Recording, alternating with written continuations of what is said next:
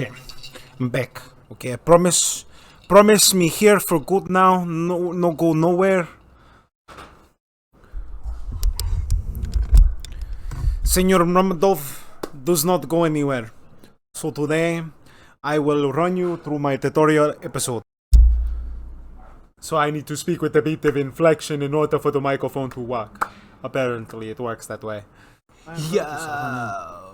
And it was at this moment, exactly at this moment, that this is where I completely fudged the whole recording. Do this, and then the machine goes like that, and then it's like, hey, you in focus, boy, you good. You good, my boy, you good. So from what I understand with Tataria, or this whole concept of Great Reset, there are markers and events in history that do display some semblance of evidence for that. And we can use examples of when and where other people like to wear masks. What year was that? 1912, 1917? Then there was a variety of other form factors that it came in, and the only people that knew how to handle these situations were the Catholics and Inquisitionists. Either way, moving forward from that, there is quite a lot to be said of the architecture, and just to accept the fact that architecture has moved forward and we've never looked back doesn't necessarily get to explain everything, because there are forms of architecture, woodwork, and a variety of other things that have displayed themselves in America, the country, but have largely never really been. I haven't seen them replicated. I'm pretty sure there are artisans that are skilled enough in their craft in order for them to recreate some of these Victorian houses, some of the supposed great stonework masonry from the Great Reset of yore. Some people like to point this to being Tataria, like the Russia, that whole map that gets used a lot. But I just want to coin some specific scenes that I've noticed in my own town, in my own place where I live. I say town, but I live in Los Angeles, and Los Angeles is not a town. So I would like to show you the statue, or the Queen of Angels. Now, what I find very interesting about... This way? Right? Yeah, this way. What I found interesting about the Queen of Angels is her features. Her features are very distinct, and they're not very symbolic of what we would imagine the era to be, especially when you look at all three of these. No, it's actually four faces.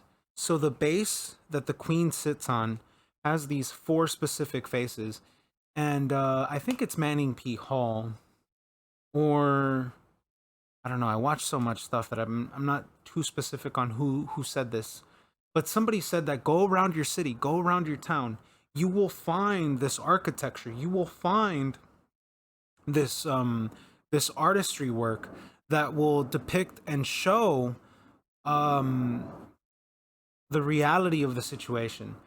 And by it was very interesting in the way that that I remember this, because he was speaking in terms of conduits, in terms of like there's this old symbolic references in a lot of these old buildings that point to something much older, and they point to a very occultic sense of what cities are. I kind of like to point to a song with what's his face? I don't know. If you look into this dude, you'll find out that I don't know what you know about celebritydom and how you have to let go of certain parts of yourself in the journey of reaching fame. And one of them, at least in this theory, is suggested to being Pop Smoke. And the person who got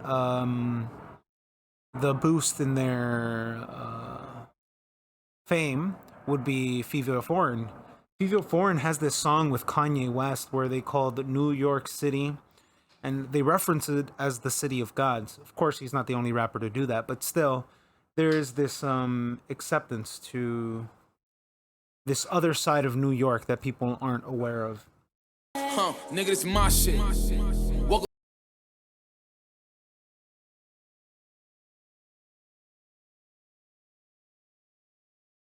remember Futurama where they called it New York. But either way, moving forward from this. I might be wrong, but I think it is Manning P Hall, where they do make this reference of going out to your city, looking for these this imagery, this call to understanding in art. I don't know. I've done art myself, and I kind of understand that. You, as an artist, are left to some liberties where you are left free to explore, leaving. It's like not that you're leaving a part of yourself in each painting or in each work, but it's just like there are things that you know, and when you're doing them, it's like it's hard not to want to add to it. You know what I mean?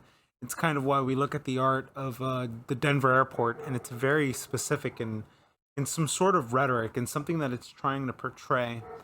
But moving forward from that, that's a little dark woo woo for me. You know what I'm saying? Going back to the statue of the Queen of Angels here in Los Angeles at Echo Park, and looking at these four faces, it depicts a very interesting story of Los Angeles. And supposedly, right, the statue was depicted in the 1920s, or at least it's supposed to be symbolic of that era. And something that's very specific is what they reference: farmland, a pier, the mountains, and they're all facing very specific sides. But the one that did not make sense to me was, well, I mean, it somewhat makes sense if you understand where Long Beach is, but it was too far of a stretch for me. Like, it didn't make sense. Where I was like, if the port should be aimed at the sea, towards the ocean, but towards the face of where it was it is not like if you travel in that direction, you do not hit sea, you do not hit water. Thought that was very interesting.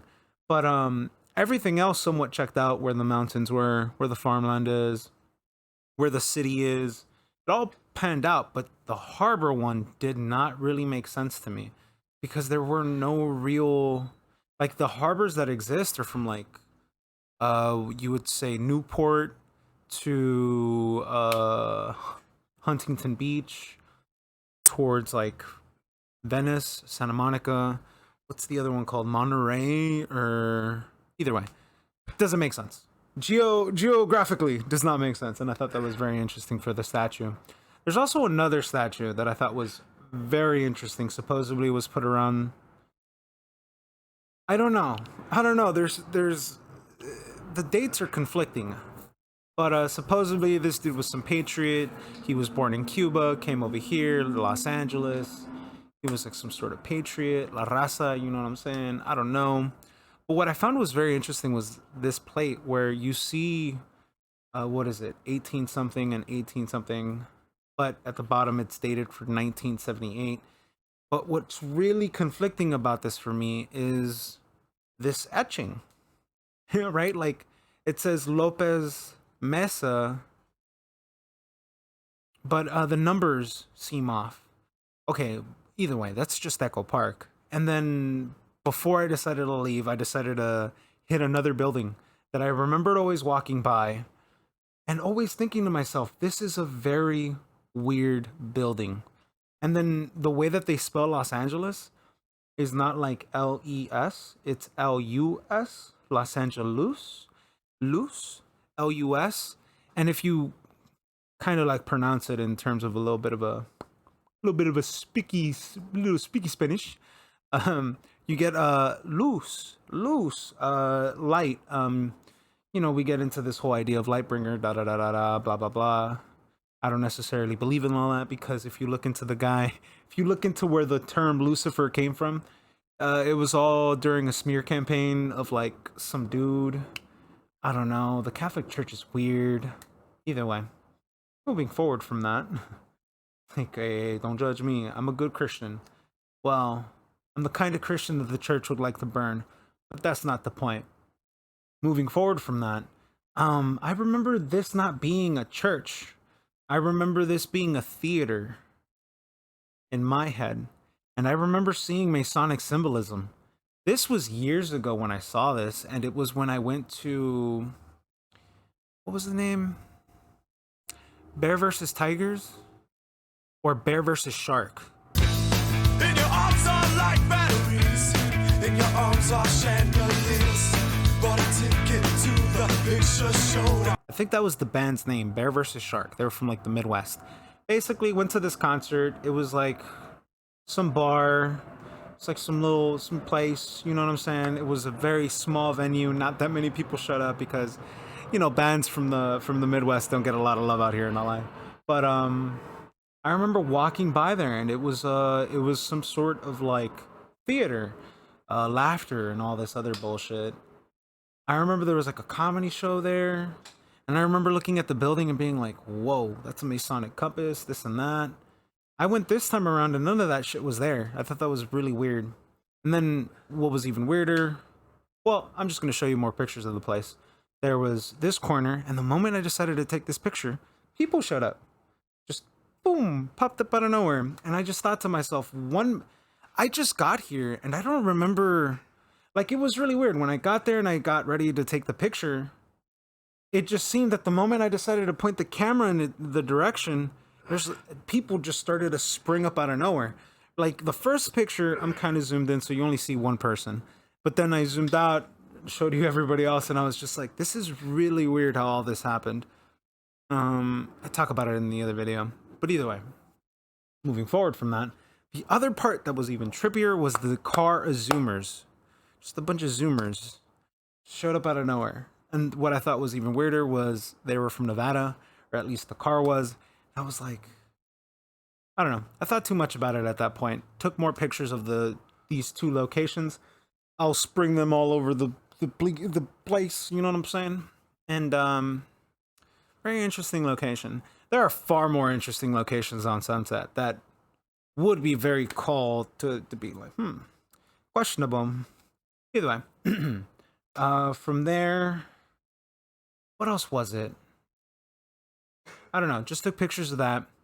I'm pretty sure I got attention, considering some people were looking at me fairly funny.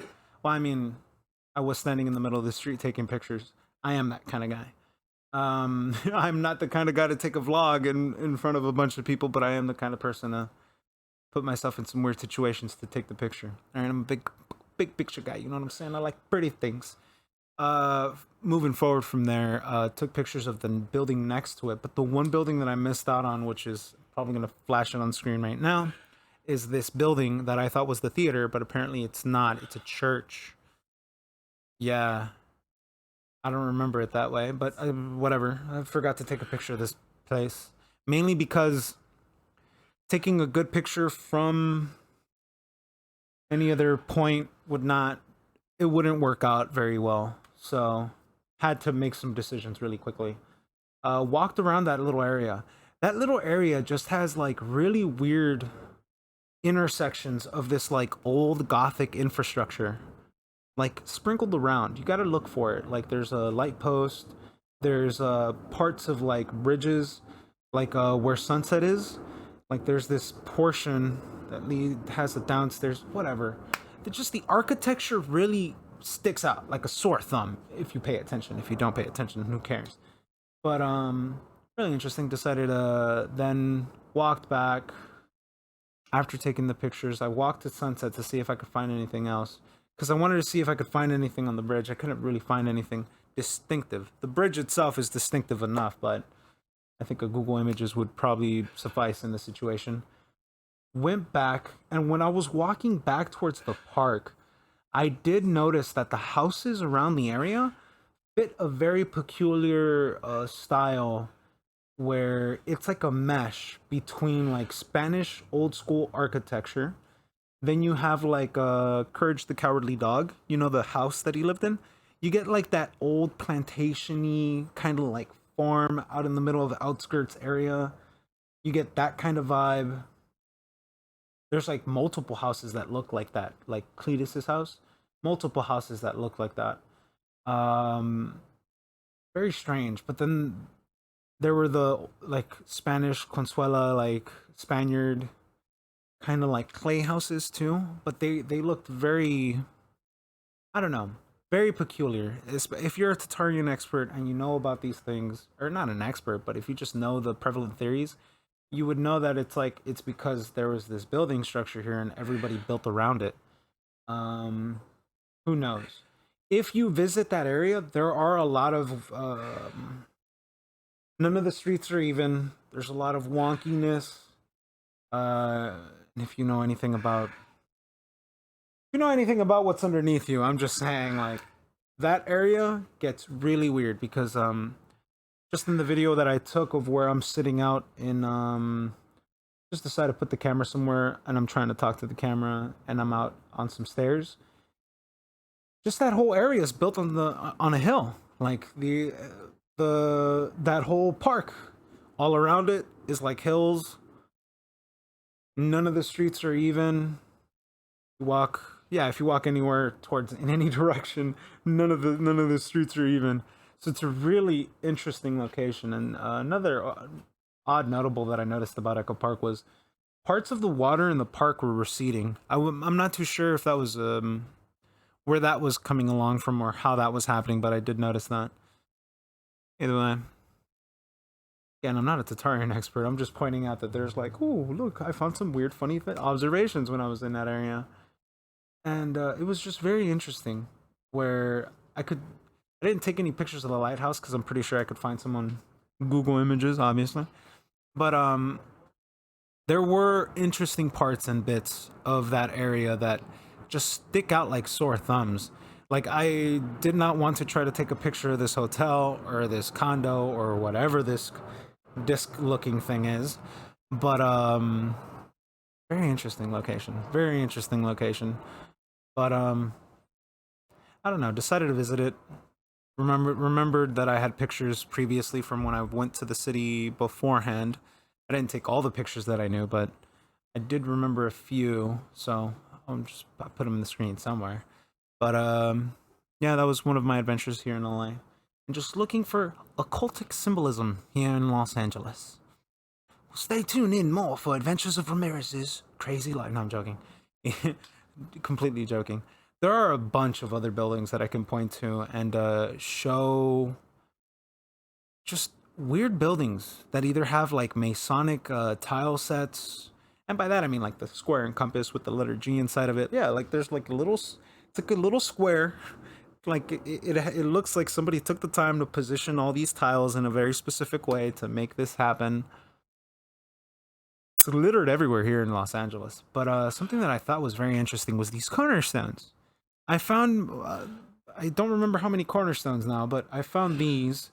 And while I was looking at them, I found it very interesting that,